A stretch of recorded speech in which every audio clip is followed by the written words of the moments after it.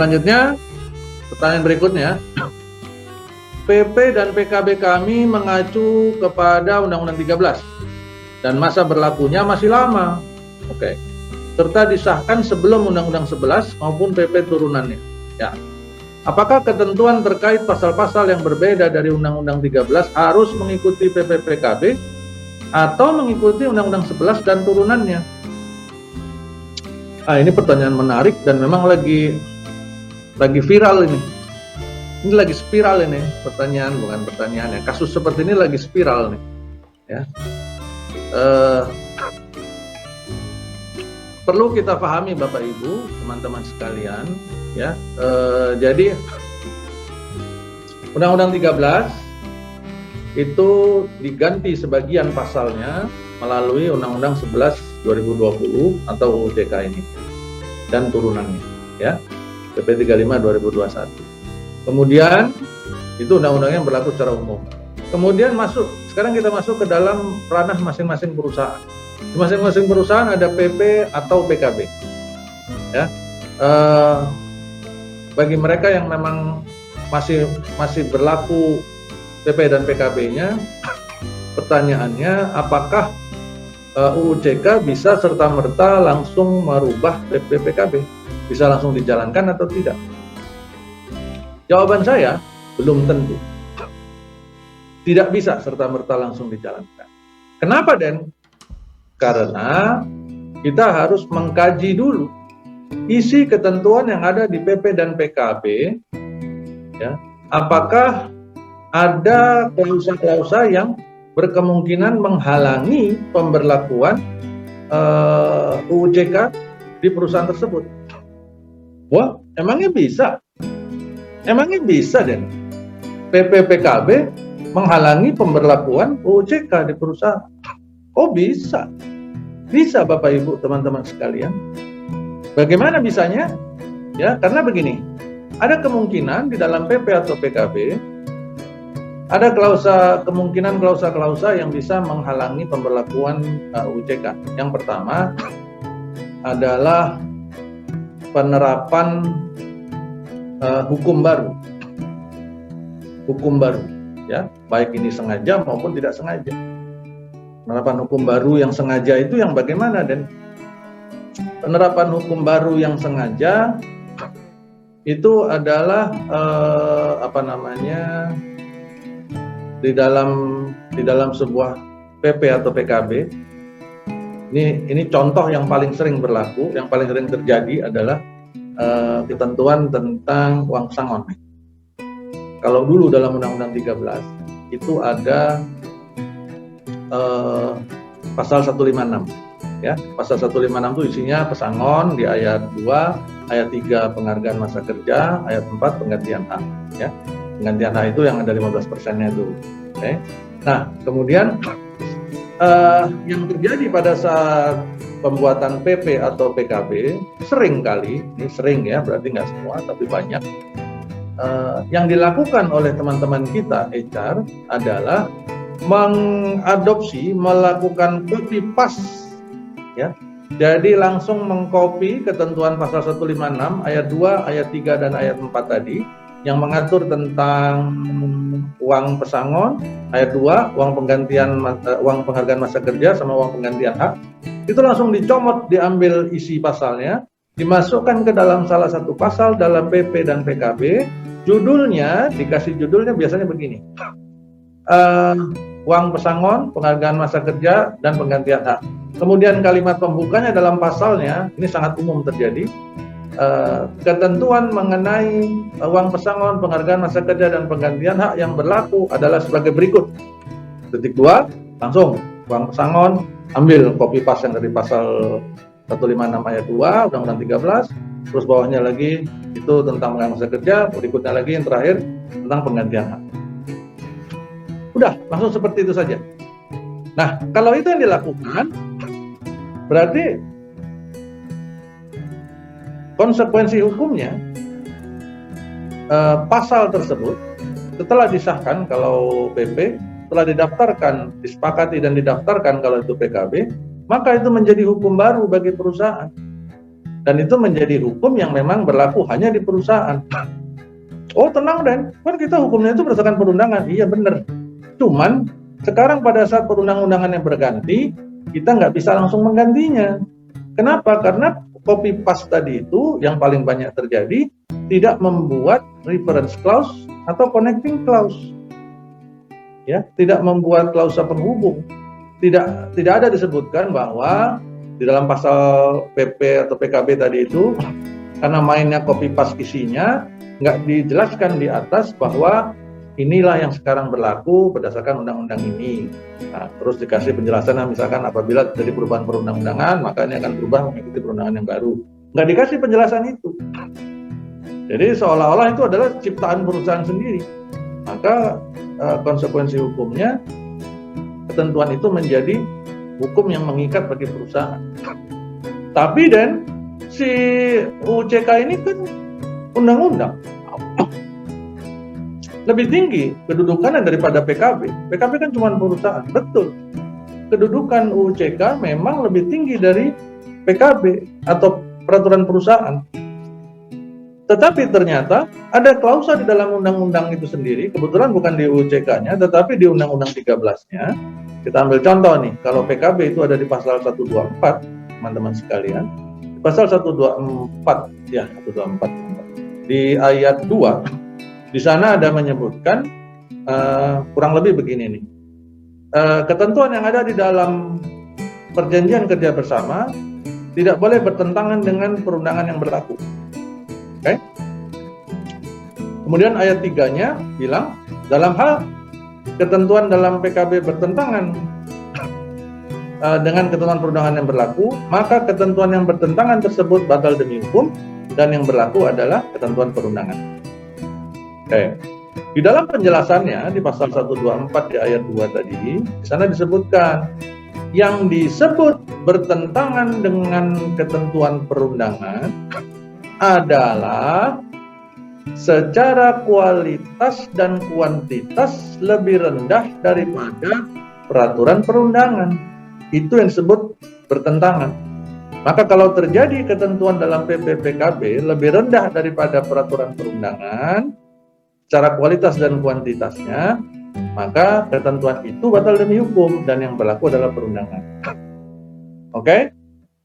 Nah, sekarang pada saat kita masukkan ke dalam formula ini, kita masukkan ke dalam PP atau PKB di perusahaan kita masing-masing, mari kita lihat apakah ketentuan yang tadi copy paste tadi, yang jadi hukum baru yang mengikat di perusahaan itu sendiri, apakah itu bertentangan nggak, masuk kategori bertentangan nggak dengan peraturan perundangan?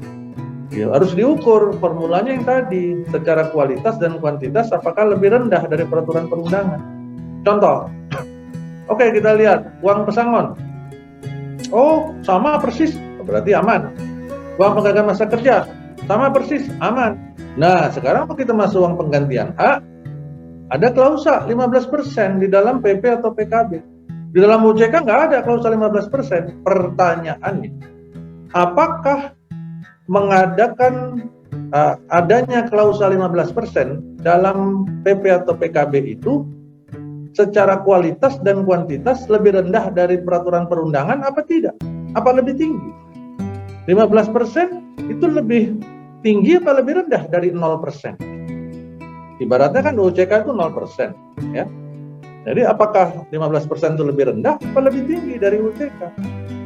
Karena itu lebih tinggi, berarti nggak bisa disebut bertentangan, berarti nggak bisa disebut batal demi hukum, ya.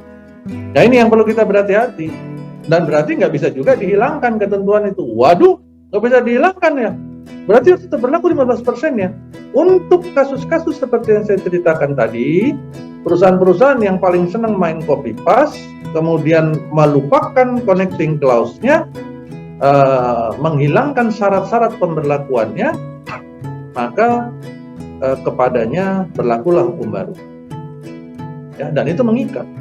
Wah, gimana merubahnya, Den? Kalau mau merubahnya yang PKB harus kesepakatan. Ya, waktu perundingan kesepakatan dengan serikat.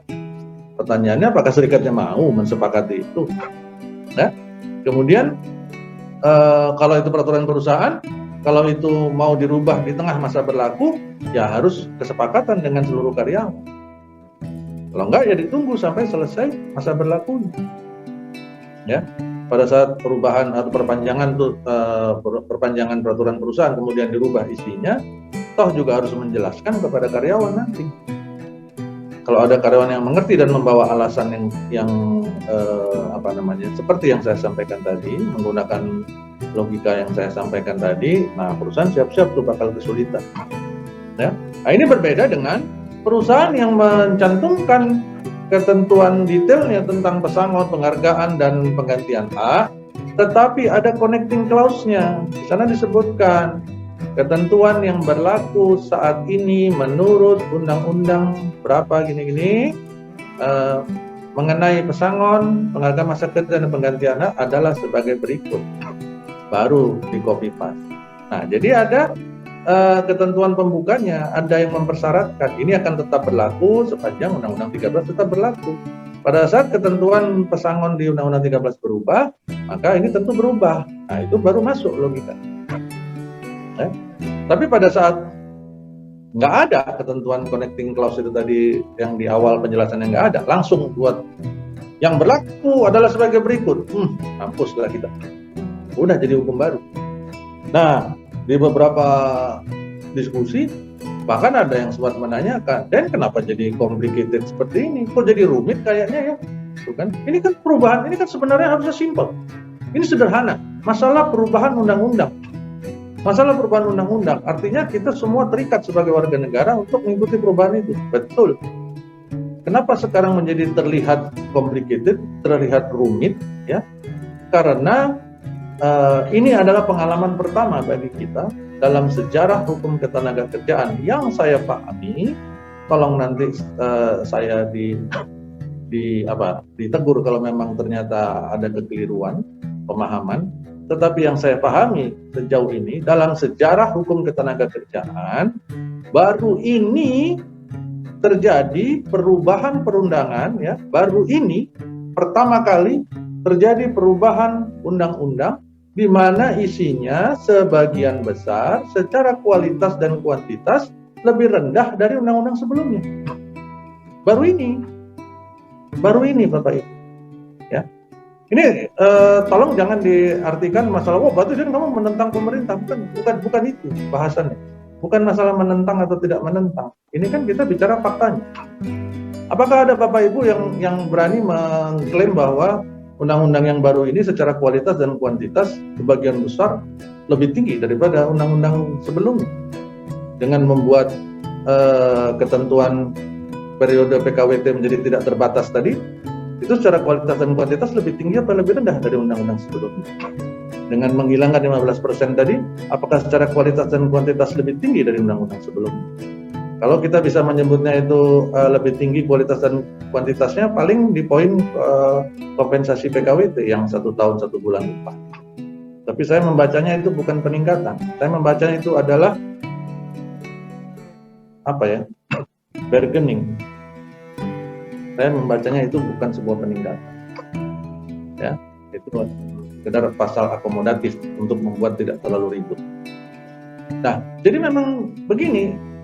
Situasinya hari ini adalah ini pertama kalinya terjadi perubahan undang-undang yang secara kualitas dan kuantitas itu ternyata lebih rendah dari undang-undang sebelumnya, sehingga penerapannya di setiap perusahaan tidak bisa serta-merta dijalankan. Harus dikaji dulu apakah ada klausa-klausa di dalam PP, PKB atau perjanjian kerja yang ternyata demi hukum menghalangi pemberlakuan UJK. Nggak cuma masalah copy paste Bapak Ibu, banyak contoh-contoh klausa-klausa lain atau selipan-selipan pasal di dalam PPPKB yang ternyata maknanya adalah menghalangi perubahan-perubahan yang terjadi di kemudian hari. Nah, sekarang kita kembali kepada fakta bahwa kualitas dan kuantitas lebih rendah daripada undang-undang sebelumnya, undang-undang yang ini. Apakah sebelumnya nggak pernah ada yang lebih turun, Ben? Ada. Contohnya apa? Kemenaker 102 tahun 2004 tentang perhitungan upah lembur. Ya, kalau Bapak Ibu ada yang notice, itu di Kemenaker tentang upah lembur tahun 2004 ternyata terjadi penurunan. perhitungan lembur bagi karyawan dibanding Kemenaker sebelumnya. Sebelumnya itu tahun 93 atau 98 ya. Nah, itu terjadi penurunan. Penurunannya di mana? Ada di jam ke-7. Ya, jam lembur ke-7. Nah, kenapa nggak jadi masalah besar? Karena nggak banyak yang lemburnya sampai lebih dari 7 jam. Bukan jam ke-8. Ya, nggak banyak yang lembur sampai jam ke-8. Ya, itu terjadi biasanya kan di hari libur mingguan ya. Kalau dia kerja 5 hari, biasanya di hari Sabtu kalau dia masuk sampai 7 jam. Kalau masih cuma 7 jam satu shift aja masih nggak ada perubahan, sama hitungannya. Tapi begitu masuk lebih dari 7 jam, di jam ke-8 terjadilah penurunan perhitungan upah lembur. Ya, jam ke-9, ke-10-nya udah sama lagi, tapi jam ke-8-nya berbeda, lebih turun daripada perhitungan yang lama. Nah, ini nggak banyak jadi masalah. Kenapa? Karena memang pertama banyak yang nggak paham dan banyak yang tidak menjalankan ketentuan Kemenaker tentang upah lembur ini, tidak menjalankan 100%. Dia tetap menjalankan ketentuan yang lama saja. Udahlah kita pakai yang lama aja lah, toh lebih tinggi, kan begitu tuh dulu banyak jawabannya. Toh ini nggak ngurangin, ini kok budgetnya tetap kok udah disiapin. Toh kita juga nggak banyak yang melakukan lembur sampai lebih dari 7 jam. Oh kita tahan aja lemburnya, batasin sampai 7 jam doang. Jadi nggak bisa lebih, sehingga kita nggak terganggu sama hitung-hitungan ini. Kan begitu kan? Nah itu yang saat itu menurun. Tapi hanya 1 poin. Nah di Undang-Undang 11 2020 ternyata nggak 1 poin, berpoin-poin yang menurun itu. Ya, kemudian fakta bahwa PHK sekarang menjadi tidak terbatas.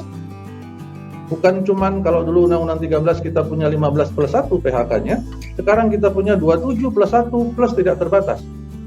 Wah hati-hati kalau ngomong Den, 27 plus 1 plus tidak terbatas. 27-nya apa? 27-nya yang ada dalam UU CK. Satunya apa? PHK karena PHK tanpa kesalahan. Dasar hukumnya apa? Kemenaker 150 tahun 2000. Kemudian plus tidak terbatasnya apa? Di dalam UU CK-nya sendiri menyebutkan bahwa setelah alasan-alasan yang 27 tadi ada lagi alasan lain. Perusahaan dapat membuat, kurang lebih beginilah artinya, perusahaan dapat membuat alasan lain untuk PHK, ceritanya begitu. Dapat mengatur ketentuan lain mengenai PHK, alasan-alasan tindakan-tindakan yang dapat terlibat PHK. Jadi perusahaan bisa bikin ketentuan PHK yang lain, bisa. Ya. Nanti coba Bapak Ibu lihat di dalam yang tadi saya bilang tuh, ketentuan PHK di UU CK itu yang pengganti pasal 154 tuh, ya di bagian bawah bagian itu ada. Nah, sehingga menjadi tidak terbatas. Kalau dulu hanya dibatasi, mati di angka 15 plus 1 saja. Kalau perusahaan mau PHK karyawan, tinggal pilih 15 plus 1 itu. Ambil pintu yang mana yang paling cocok. Kan begitu. Sekarang 27 plus 1 plus kalau perusahaannya sudah mengantisipasi, ya bikin nih pelanggaran lain, PHK yang ketentuan PHK, alasan PHK yang lain. Penundaan kewajiban pembayaran hutang aja sekarang bisa PHK, baik kerugian maupun tidak kerugian. Perusahaan bisa saja. Apakah perusahaan bisa nggak membuat ketentuan perusahaan dapat melakukan PHK terhadap karyawan yang tidak mau senyum sama HR manager setiap pagi, misalkan? Boleh nggak? Nggak bisa dilarang. Nah itu bisa saja dibuat sama perusahaan. Kalau itu udah dibuat, landasan hukumnya tadi, ya, hal-hal lain yang bisa berakibat PHK. Oke, jadi itu ya gambarannya, Bapak Ibu, sehingga untuk menjawab pertanyaan ini tidak serta-merta bisa langsung berlaku. Harus dikaji dulu apakah ada penghalangnya nggak penerapan UU CK di dalam perusahaan Bapak Ibu semua, ya. Dan ini yang memang lagi benar-benar terjadi kerepotan di bagian besar pelayan DHM untuk melakukan kajian ini.